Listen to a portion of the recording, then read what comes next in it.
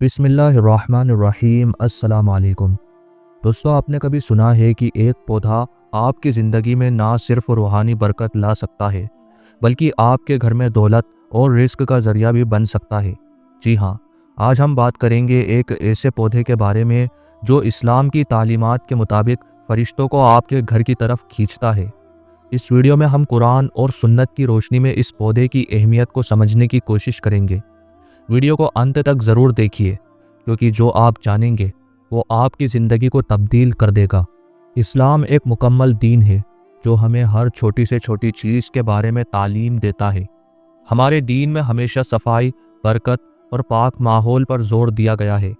آپ نے قرآن پاک اور حدیث میں سدر کا ذکر سنا ہوگا، جو ایک خاص درخت یعنی کہ ایک خاص پیڑ ہے اور جنت میں بھی پایا جاتا ہے۔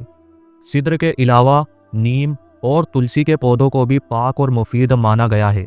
حدیث کے مطابق اللہ پاک ہے اور پاک چیزوں کو پسند کرتا ہے۔ یہ پودے نہ صرف اللہ کی تسبیح اور ذکر کرتے ہیں بلکہ ان کا لگانا ہمیں برکت اور روحانی سکون دیتا ہے۔ سدر کے پودے کا ذکر سورہ نجم میں بھی کیا گیا ہے، جہاں سدرۃ المنتہا کا ذکر آتا ہے، جو ایک خاص مقام پر موجود ہے۔ دنیا کے علمی ریسرچ بھی یہ تسلیم کرتے ہیں کہ ہر پودا اپنے آس پاس کے ماحول کو بہترین بناتا ہے۔ نیم اور تلسی جیسے پودے ہوائے پاک کرتے ہیں، زہریلا کاربن ڈائی آکسائڈ ایبزارب کرتے ہیں اور آکسیجن کا اضافہ کرتے ہیں۔ لیکن اسلام کی تعلیمات کے مطابق یہ پودے صرف سائنس تک سیمت نہیں ہیں، ان کا روحانی فائدہ بھی ہے۔ سدر کا پودا جو ہمارے نبی صلی اللہ علیہ وسلم کے زمانے میں غسل اور پاک ماحول کے لیے استعمال ہوتا تھا، آج بھی ایک روحانی برکت کا ذریعہ ہے۔ پاک ماحول میں فرشتے نازل ہوتے ہیں، جہاں اللہ تعالیٰ کی رحمت برستی ہے۔ فرشتوں کا آنا اپنے آپ میں ایک برکت ہے اور وہ رزق اور دولت کا ذریعہ بنتے ہیں، رزق اور دولت لے کر آتے ہیں۔ سدر کے پودے کو لگا کر ہم اپنے گھر میں ایک ایسی جگہ بناتے ہیں جو اللہ تعالیٰ کی رحمت کے قابل ہوتی ہے۔ سدر کا ذکر حدیث اور اسلامک روایات میں بھی ملتا ہے۔ حضرت محمد صلی اللہ علیہ وسلم نے سدر کے پتوں کا استعمال غسل کے لیے کیا، خاص کر جب کسی کا انتقال ہوتا تھا، تب غسل میں اس کے پانی کا استعمال ہوتا تھا۔ اس کا مطلب ہے کہ یہ پودا نہ صرف پاک ہے بلکہ اس کا استعمال ایک سنت عمل بھی ہے۔ اسلام میں پاک چیزوں کا تعلق صرف صفائی تک نہیں ہوتا، ان کا اثر ہماری روح اور زندگی پر بھی پڑتا ہے۔ فرشتوں کو پاک ماحول پسند ہے۔ جب گھر میں سدر کا پودا لگاتے ہیں تو یہ ایک روحانی سگنل بن جاتا ہے کہ یہ جگہ پاک اور برکت والی ہے۔ اب سوال یہ ہے کہ گھر میں سدر کا پودا یا نیم کا پودا لگانے کے فائدے کیا ہیں؟ پہلا فائدہ ہے روحانی برکت۔ یہ پودا برکت کے فرشتوں کو نزدیک لاتا ہے، کیونکہ پاک ماحول اللہ اور اس کے فرشتوں کو پسند ہے۔ دوسرا ہے جسمانی فائدہ۔ یہ پودا ہوا کو پاک کرتا ہے اور آپ کے گھر کے ماحول کو بہترین بناتا ہے۔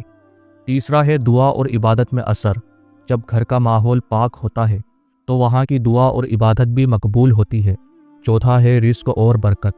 اگر آپ کا عمل اور نیت صاف ہے تو سدر کا پودا ایک ذریعہ ہے جو اللہ کی رحمت اور رزق کی بارش لا سکتا ہے۔ اگر آپ سدر کا پودا یا نیم کا پودا گھر میں لگانا چاہتے ہیں تو یہ طریقہ اپنا سکتے ہیں۔